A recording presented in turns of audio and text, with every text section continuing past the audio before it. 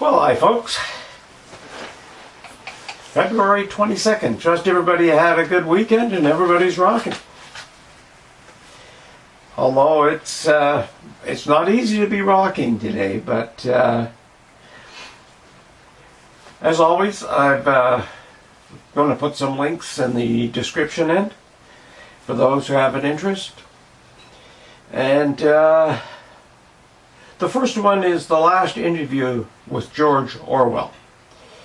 And it's eerie because it's almost as if he's talking about today. Well, let's give it a click. It's a short one, I think less than 3 minutes. Just a portion of his last interview. And for those who aren't aware, George Orwell wrote 1984. And where we are now, right? You know, it's a lot of us are just shuffling along like nothing's. Hey, there's nothing wrong with this picture. Nothing happening here, man. And I guess if all one's watching is mainstream media, well, everything looks cool. But it's, you know, when you look at censorship, just getting worse and worse and worse. And that's,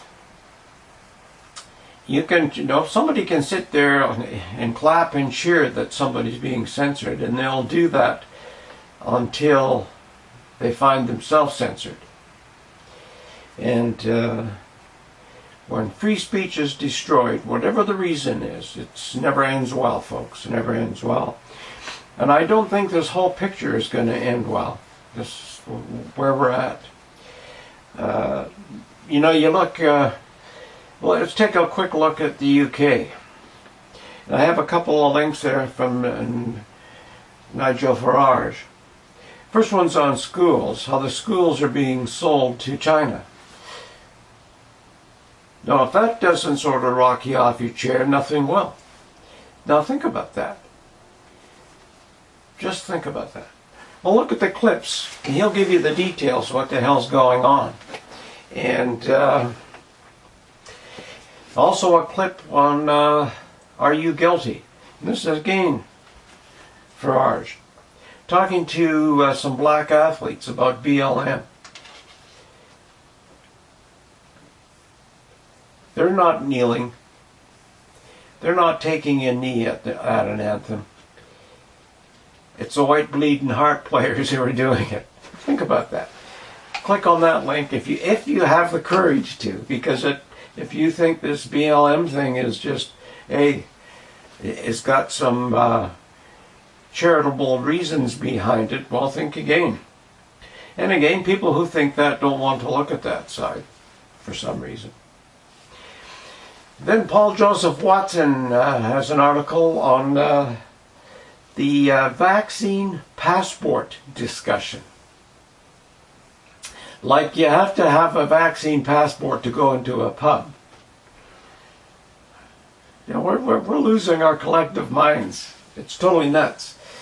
You know, and Canada's no better. I've got the Canada COVID camps, the secret COVID camps that nobody is talking about except some really out there reporters like Rebel News making it available.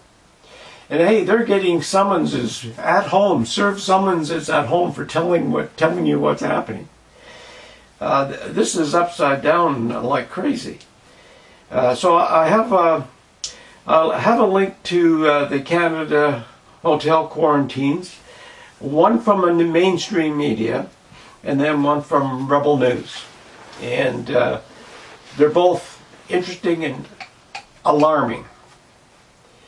Now, we're supposed to have a government that ran on transparency, who do not admit that there are these hotels and camps and seclusion spaces available that people are being forced to go to. With no access to a lawyer, can't phone home, can't phone their friends, they're just taken and put in there. And they have to pay for the privilege of eating shitty food and staying in a crummy hotel or wherever they're putting them. And if you're thinking this is A-OK, what else can they use these kind of camps for? If you don't agree with what the government's doing, or you're sort of saying, hey, this is stupid, maybe we should take another look, hustle you away in secrecy to a camp. Folks, this is not going to end well. If we just sit on our asses and just say, da-di-da, this is the way it goes. You know, it's interesting. What is the accuracy rate of these tests this COVID tests that they're making you take, and then you got to wait 3 days for your results in a hotel that you pay up to $2,000 for, and eat crappy food? Think about that. This is alarming, folks, and if it's not alarming you, there is something wrong. We've something wrong. You know, it's like the UK. See, who knows, does the vaccine prevent you from getting COVID? If it does, why are they suggesting you still must wear a mask after you get your vaccine? Why are they suggesting that you still will be social distancing? And they are suggesting that this is not a guarantee you will not get this Wuhan waltz, even with the vaccine. I think the last video I sort of uploaded, I had a link to Dr. Sherry Henpenny about vaccines.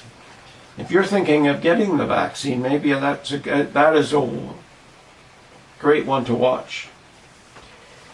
She explains things in sort of layman's terms, so you can sort of get the idea. And yeah, it's just not looking good, folks. Not looking good, folks. I then have a link from Pierre Poilievre. He's asking a question in Parliament. And of course, our great government is not there. They're answering on a Zoom call. They're sitting at home, getting paid $200,000 plus, getting paid for offices, getting all the freebies. And the twit who is responding, he's also a lawyer, and I'm still calling him a twit, who is responding is working from home. Scared shitless, I guess. Taking our money, sitting on his ass, not being at the office like he should be. Crazy. Totally crazy. And the title of that one, this is Being Worst at Everything Takes Effort. It's an interesting one. I then have another one. I think I have George Orwell there twice, just in case you missed it, the first link. It's there again, this conversation with George Orwell. And then a warning from Elon Musk. You know, there was several more links I could put, but it's getting pretty long, and I know most people don't click on any of them.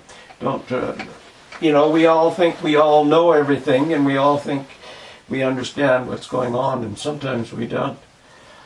I ran into a video, and I haven't posted it yet, because it's pretty brutal.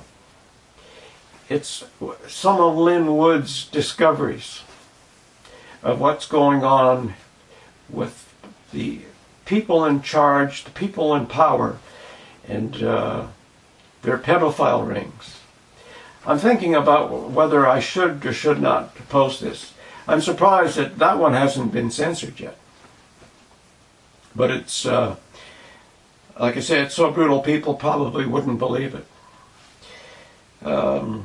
I may put that one on, or you can just, I think the title of the YouTube, it's a YouTube video, Lynn Wood on Justice Roberts. Talking about the justice in the States, I mean, their stupidity continues. Totally.